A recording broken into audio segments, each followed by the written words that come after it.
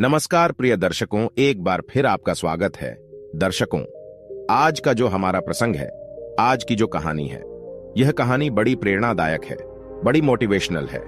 आज हम आपको बताने जा रहे हैं कि अपने घर में यदि कबूतर आते हैं और कबूतर आपके घर में अंडे देते हैं और आपके घर में बैठकर कबूतर गुटरगू की आवाज करते हैं, इसका आपके घर पे क्या प्रभाव पड़ता है। यदि कबूतर आपके घर में अंडे देते हैं तो प्रिय दर्शकों, क्या उनसे आपके घर में गरीबी आती है? क्या उनसे आपके घर का नसीब खुल जाता है? क्या आपका भाग्योदय होता है? यदि आपके घर में कबूतर बैठते हैं और वो दिन भर गुट्टरगू की आवाज करते हैं तो उनसे क्या आपके घर में गरीबी आती है या फिर आपका भाग्य उदय होता है? इस कहानी में आप जानेंगे। वीडियो को हमेशा पूरा देखा करें ताकि आपको संपूर्ण जानकारी हासिल हो।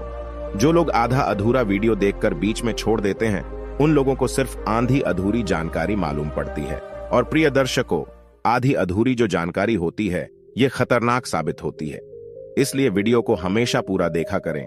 कहानी शुरू करने से पहले जो लोग हमसे नए जुड़े हैं, वो हमारे चैनल को सब्सक्राइब करें। शुरू करते हैं प्रिय दर्शकों, आज की ये प्यारी सी कहानी, ये प्यारा सा वीडियो।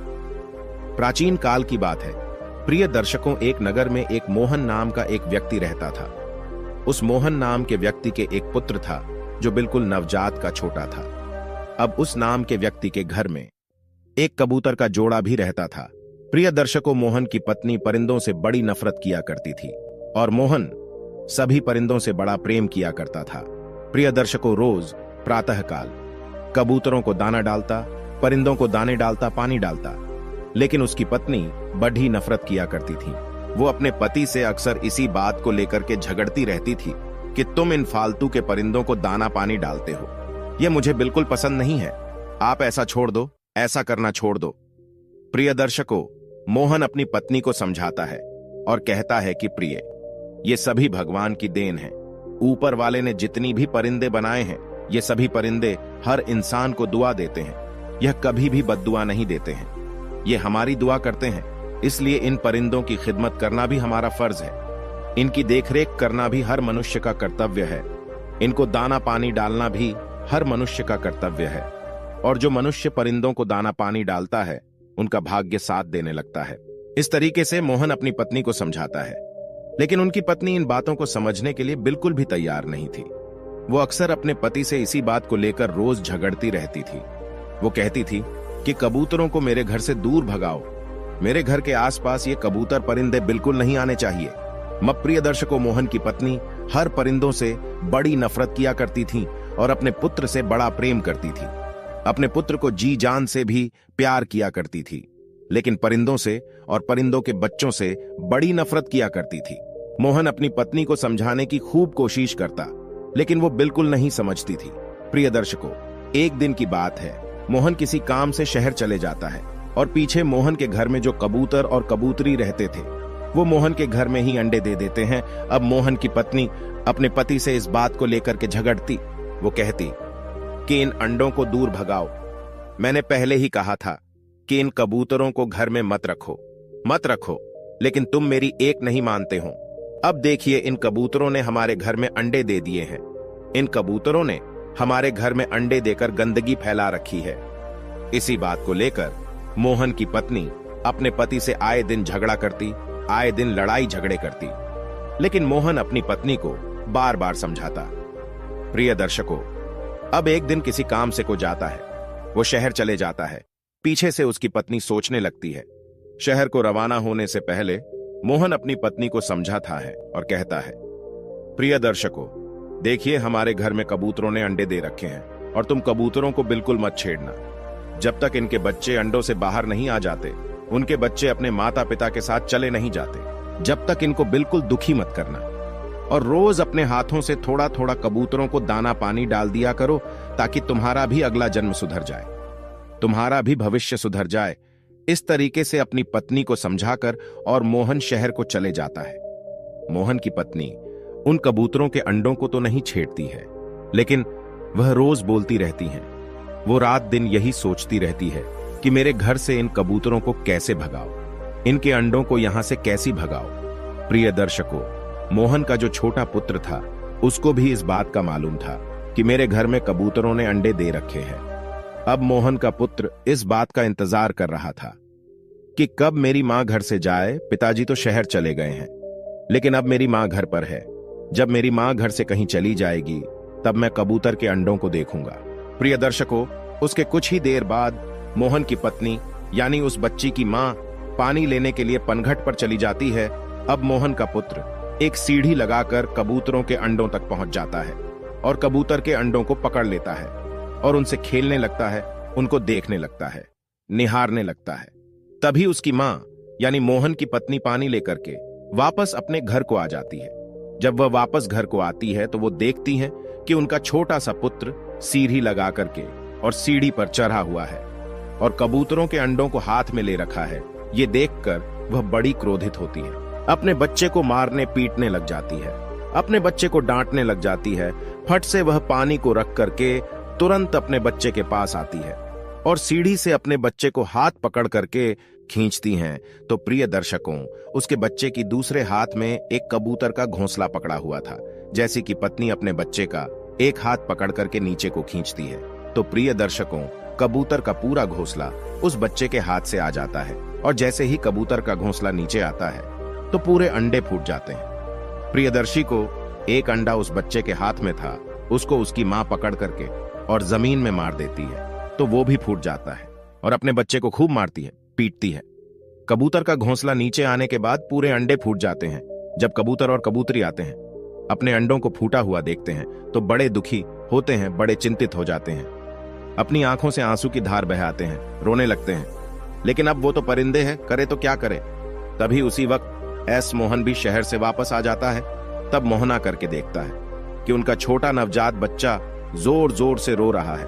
यह देखकर अपने बच्चे के पास जाता है, अपने बच्चे से पूछता है कि पुत्र, और ऐसी क्या बात है, तुम क्यों रो रहे हो।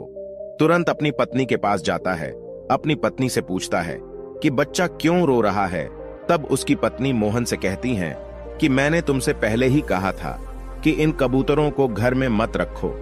आज देखो तुम्हारे पुत्र ने कबूतरों के अंडों को पकड़ लिया है, उनको छू लिया है, इसलिए मैंने इसको मारा है, पीटा है, इसलिए यह रो रहा है। प्रिय दर्शकों, मोहन जब कबूतर के अंडों के पास जाता है तो वो देखता है कि कबूतर के पूरे अंडे फूटे हुए पड़े हैं। ये देखकर बड़ा दुखी होता है। फिर से अपनी पत्नी के पास आता है और अपनी पत्नी से पूछता है कि तुमने कबूतर के पूरे अंडे फोड़ दिए हैं, अब कबूतर हमें जरूर बद्दुआ देंगे और इनका भुगतान हमको जरूर करना पड़ेगा। प्रिय दर्शकों, ये बात यहीं खत्म हो जाती है। अब कुछ समय निकल जाता है। कुछ समय निकलने के बाद मोहन फिर से शहर जाता है। जब मोहन शहर को जाता है तो प्रिय दर्शकों, पीछे से उसका बच्चा बीमार हो जाता है। अब मोहन की पत्नी अपने बच्चों को इधर उधर लेके घूमती है, इलाज करवाती है। वह सोचने लगती है कि कल मेरा बच्चा बिल्कुल स्वस्थ था, इसके शरीर में तनिक भी कोई बीमारी नहीं थी, कोई बुखार नहीं था, लेकिन आज अचानक से मेरा बच्चा बीमार हो गया है। मोहन की पत्नी अपने बच्चे का बड़े बड़े राजवैद्य से इलाज करवाती है, लेकिन उसको तनिक भी फर्क नहीं पड़ता है, वो तनिक भी सुधार नहीं आता है। वो धीरे धीरे गंभीर से गंभीर रूप से घायल होता जाता है। मोहन की पत्नी बड़ी दुखी होती है, रोती है, चिल्लाती है, कहती है कि मेरा एक ही पुत्र है और यदि इसको कुछ हो गया तो हम क्या करेंगे। प्रिय दर्शकों, मोहन के पुत्र की हालत इतनी खराब हो जाती है कि उसकी बचने की कोई आशंका नहीं रहती है। तब मोहन की पत्नी भगवान के मंदिर जाती है और भगवान से भी दुआ करती हैं, कहती हैं कि प्रभु, मेरा एक पुत्र है, इसको बचा लीजिए। तभी मोहन भी शहर से वापस आ जाता है और मोहन करके अपने बच्चे को देखता है। तब वह अपनी पत्नी से मिलता है, अपनी पत्नी से कहता है कि मैंने तुमसे पहले कहा था कि कभी भी किसी की बद्दुआ मत लो, कभी भी किसी जीव जंतु की बद्दुआ मत लो। ये उसी का परिणाम है जो हमको भुगतना पड़ रहा है। तुमने कबूतर के पूरे अंडों को तोड़ा है, ये इसी का परिणाम है। वो भी तो उनके छोटे छोटे बच्चे थे, उनको तुमने जीते जी संसार में आने से पहले ही मार दिया है, इसीलिए यह संकट हम पे आया है। प्रिय दर्शकों, मोहन की पत्नी भगवान रात दिन दुआ करती, उनसे अपनी बच्ची को ठीक होने की भीख मांगती, लेकिन भगवान तक उनकी आवाज पहुंच ही नहीं रही थी, क्योंकि उन्होंने उसके जीवन में इतने सारे पाप किए थे। न जाने कितने कबूतरों के अंडे फोड़े होंगे, न जाने कितने कबूतरों को अपने घर से मारपीट के भगाया होगा। प्रिय दर्शकों, जब उसकी बच्ची की हालत और भी ज्यादा बिगड़ जाती है, तब मोहन भी भगवान की पूजा अर्चना करने लगता है। जगमोहन के बच्चे की तबीयत ज्यादा खराब हो जाती है, तो मोहन भी भगवान के मंदिर में जाकर के और पूजा अर्चना करने लगता है और पूजा आराधना करने लगता है। प्रिय दर्शकों, तो फिर इधर जब मोहन भगवान की पूजा आराधना करता है, तब मोहन की पुकार भगवान के दरबार तक पहुंचती है और प्रिय दर्शकों, धीरे धीरे उसका बच्चा स्वस्थ होने लगता है। मोहन अपनी पत्नी को समझाता है, कहता है कि कभी भी किसी की बददुआ मत लो। यदि तुम कभी भी किसी भी जीव जंतु की बददुआ लोगे, उसका भुगतान आपको जरूर करना पड़ेगा। और जब आपके घर में कोई भी परिंदे, कोई भी पक्षी यदि अंडे देते हैं, बच्चों को जन्म देते हैं, तो उनको उस वक्त वहां से मत हटाओ। उनको तब तक मत हटाओ तब तक उनका बच्चा उनके साथ जाने के लिए तैयार नहीं हो जाता है। अब मोहन की पत्नी की यह बात बिल्कुल समझ में आ जाती है। उसके बाद वह भी परिंदों की सेवा करने लगती है।